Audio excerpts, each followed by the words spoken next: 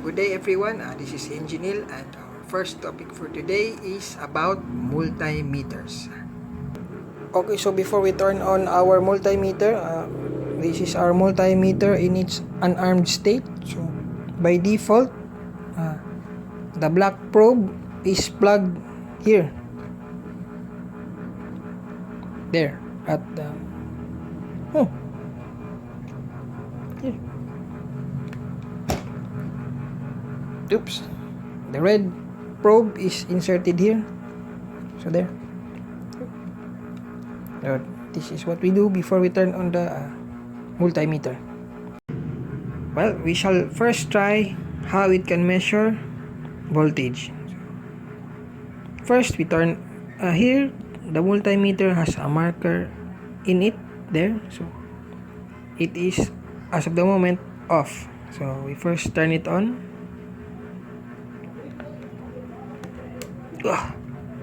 Okay, so now it's on. So by default, it is measuring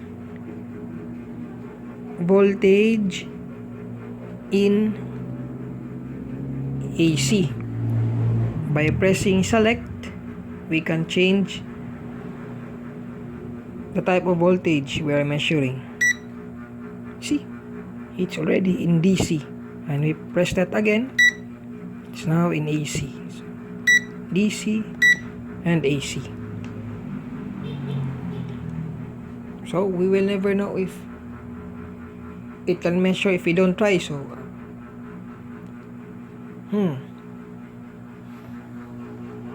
there's an outlet there, and there's an outlet there also. I don't want to measure there because it's a bit crowded, so we go there.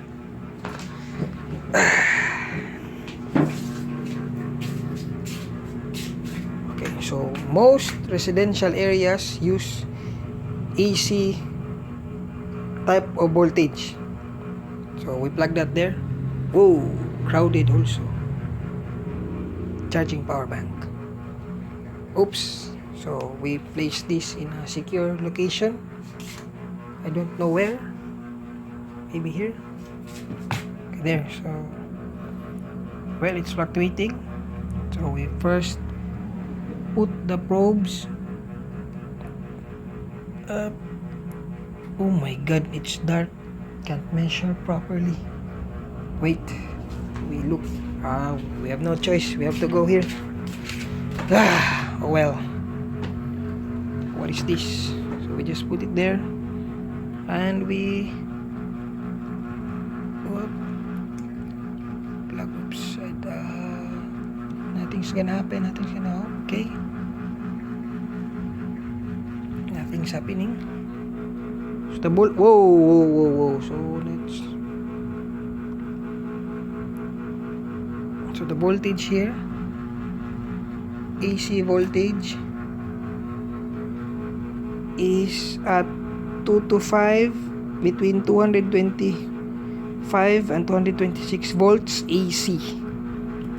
Okay, so we remove the. Whoa, it's stuck. Holy crap! What the hell? Oh my god, what's happening? Whoa. We have crap! Not good. Wait. Oh crap! This is not good. Using only one hand. Whoa! So yeah, it's stuck. So wait. Let's pause for a moment. Okay, let's just. Whoa. Okay. Put it there. And we remove this. Okay. I hope that was recorded. Okay, so that ends our measurement of AC voltage. Next step is measurement of DC voltage. So, well, I do have some batteries here. There. That is a battery. So we pick that up and we measure it.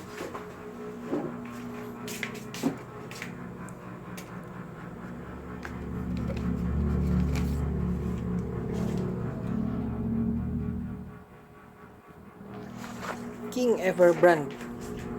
Well, it says 1.5 volts, size AA. So we will be unboxing this one. It says it is at 1.5 volts.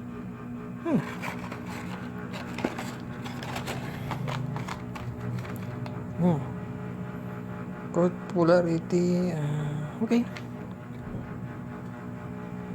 Yeah. So we'll have to unbox this first and crap.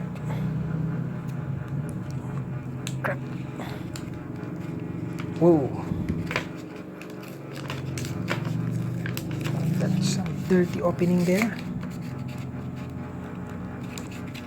Whoa. Whoa. Wait.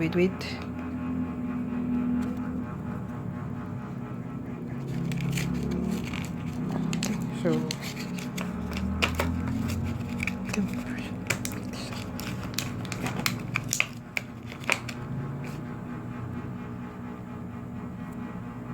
okay, so here it is. So let's test this.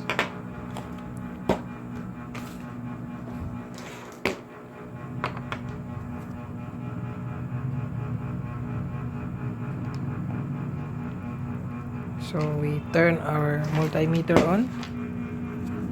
It is off. Whoa. Turned off there. So no display. We turn this on. Okay. So by default it is in AC. Clarify that, AC. Then we press select. Here. DC. So it says that it is at 1.5 volts. In the here the battery is supposed to be 1.5 volts, so we test this battery. So so this battery here, so the positive part is the top, the negative part should be here below. Well, in most cases this is positive, the bottom part is negative. Okay, so we continue.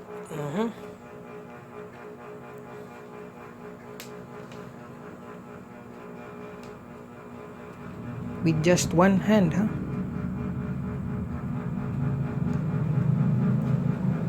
What the hell?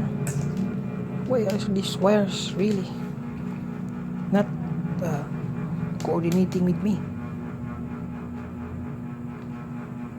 Well, that's reverse polarity. So this is for the positive and this is for the negative for proper polarity testing. Although you can reverse that, but much better to be in proper polarity. So here we place the probes there, both ends. Well, that's not 1.5. It's at 1.6 volts. Weird. There. Oh. Wait, we're not measuring properly.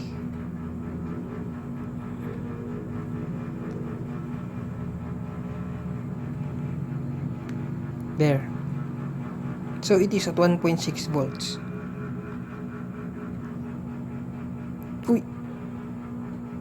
Okay, so this is how you measure well, with my hand as a guide for the probes. 1.5 volts there, an actual 1.6 volts. Well, that ends on how to measure DC voltage using a tester.